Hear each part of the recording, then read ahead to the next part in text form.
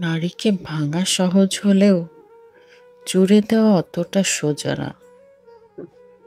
কারণ তারা অন্যের দ্বারা ভাঙে ঠিকই, তবে অন্যের দ্বারা জোরে না, বরং ভেঙে যাওয়ার পর নিজের মতো করে বাঁচে নীরবতায়, একাকী, নিঃসঙ্গতায়। কারণ সে ভাঙার আগে তার সর্বোচ্চ দিয়ে চেষ্টা করে তাকে যেন ভাঙা না হয়।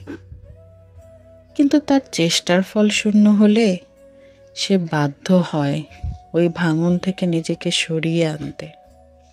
অভিমান করতে করতে মেয়েরা একদিন বুঝে যায় তার আবেগ অনুভূতির কোনো মূল্যই নেই সেই মানুষটার কাছে।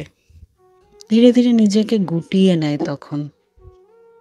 তারপর একদিন অভিমান করাই ছেড়ে দেয়, নরম মনটাকে একটা কঠিন মোড়কে মুড়ে নেয়।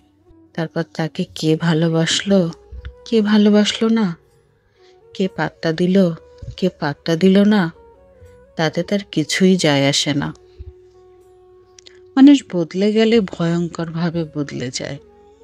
মাটি একবার পুড়ে গেলে তার কোমলতা হারিয়ে সে তখন শক্ত পাথরে পরিণত হয়ে যায়। চাইলেও তাকে আর নরম মাটিতে ফেরানো যায় না।